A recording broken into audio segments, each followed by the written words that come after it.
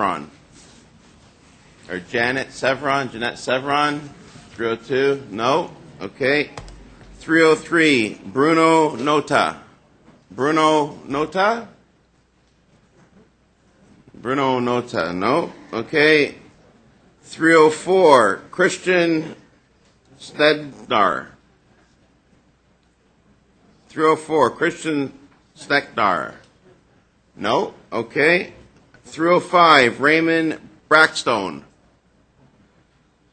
305, Raymond Brackstone. No.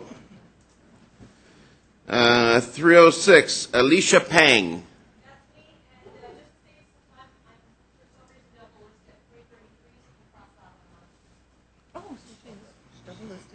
Oh, okay, great.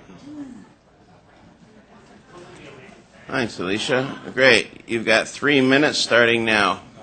Oh, is this on? Okay. Morning. I've never done this before.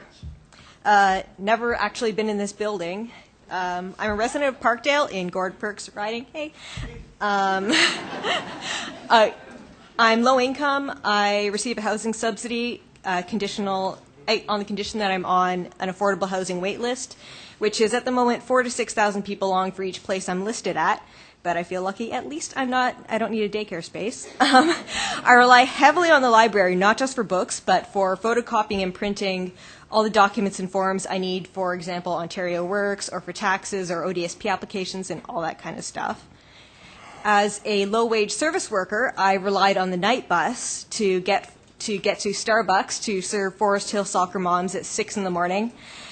And I also depend on the parks and the High Park Zoo and whatnot for cheap entertainment because I'm too broke to go to the Gladstone or Wrong Bar. So while by far not among the most vulnerable of Torontonians, I am one of the people who will be hurt by KPMG's recommendations.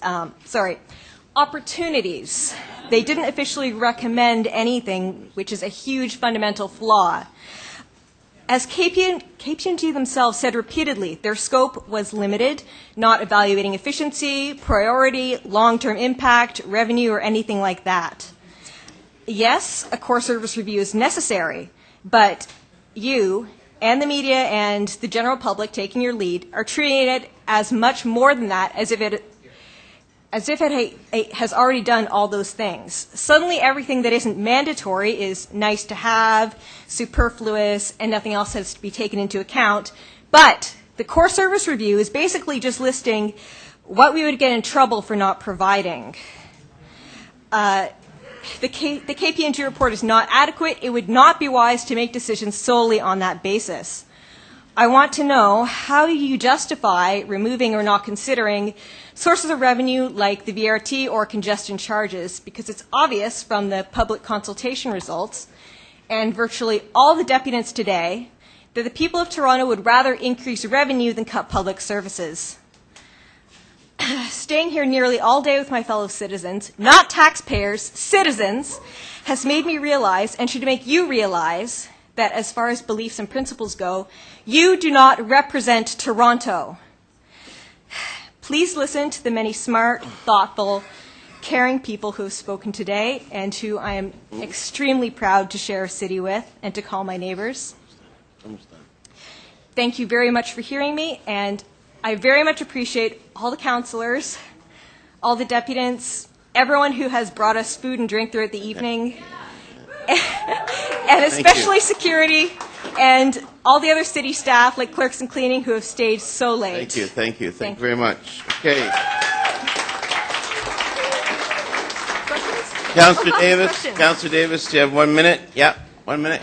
So do you think we should not just look at revenue, but that we should be looking at the results of the efficiency review before we make decisions?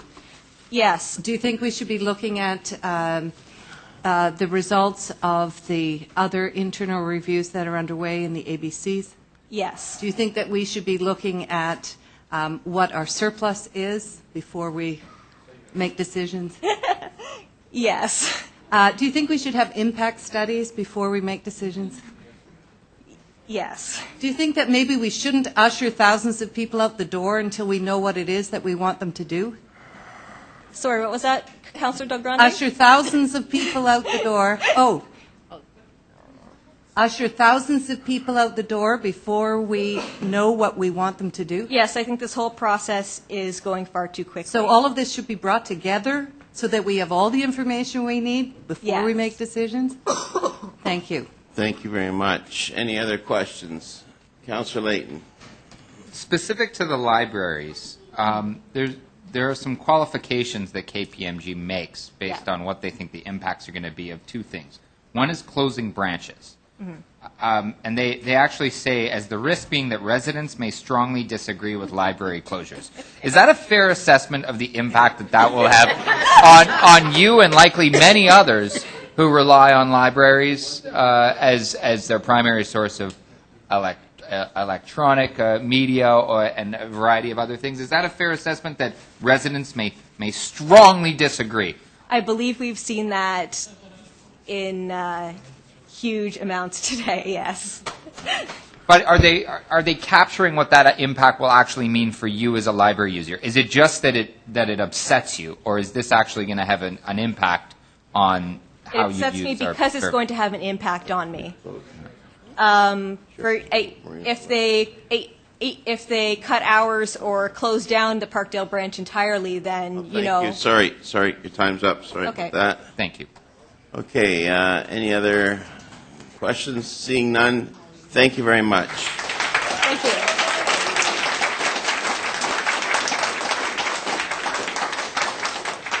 Okay, we're moving down here. 307, Shirley Ramsey. Shirley Ramsey, okay. 308, Ruth Madoff-Jones. Ruth Madoff-Jones? No Ruth Madoff-Jones. Okay, 309, Andrew Holoton. Andrew Holoton? No. Okay, 310, Sue Robinson. Oh, she already spoke? Okay, sorry. Okay, 311, Gail Zoe Garnett. 311, Gail Zoe Garnett. No, okay. 312, Jennifer Han or Jennifer Hahn. Jennifer Han. Is this Jennifer? Are you Jennifer, ma'am? No? Okay, no Jennifer? Okay, 313, Matthew Turner. 313, Matthew Turner. No? Okay, no Matthew Turner. 314, Katrina Miller. Katrina Miller? 315,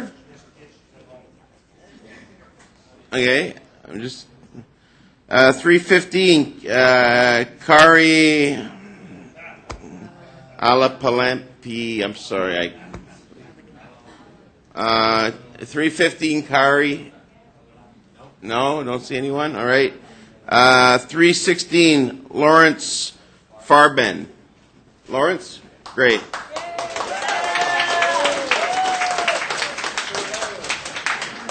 You have 3 minutes starting right now, sir. Thank you.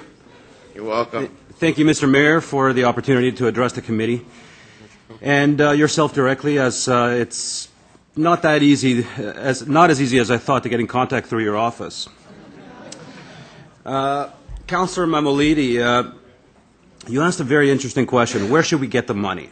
In my understanding, just as it may be all of ours here, we must decrease our expenses first. I'd like to address the statement by firstly saying, does the city really need 44 councillors? Your objective is to identify deficiencies in our system and to stop the gravy train. Wouldn't a smaller scale team, Mr. Mayor, free up your precious resources and allow us to pass conceptual ideas into actions more quickly? Next, I'd like to address the budget cuts for the libraries. Libraries are an essential part of growth for citizens of all ages and in all aspects.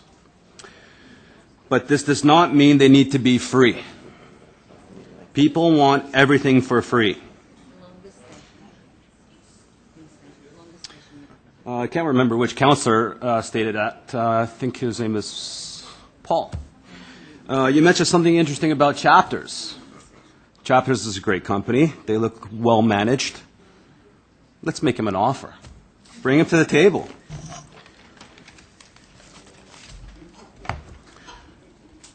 Wouldn't it be wise for the committee to identify household incomes for each ward in order to determine which libraries should have some type of membership fees and which should remain public? Wouldn't these fees pay for expenses for the libraries that are free or remain free? My next concern would be regarding the Toronto parks and public golf courses. I'll divide it into two sections. Firstly, the golf clubs, courses.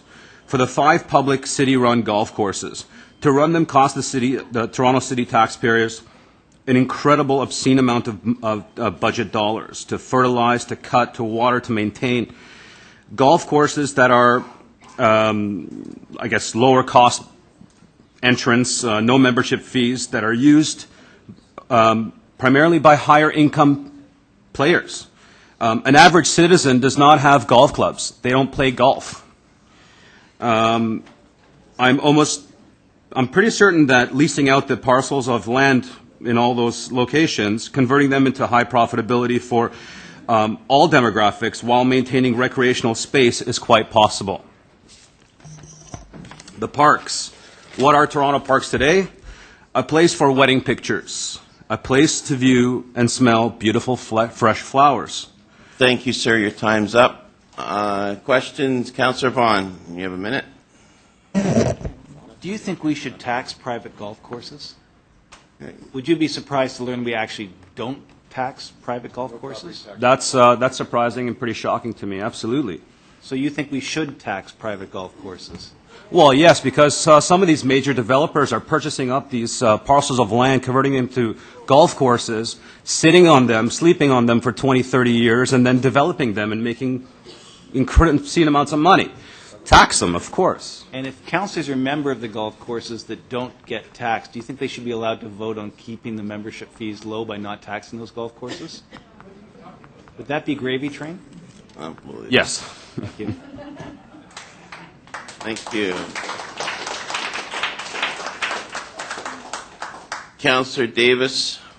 I just wondered if you were aware that the provincial legislation that governs libraries says they must be free and available to everyone under provincial statute. That's all.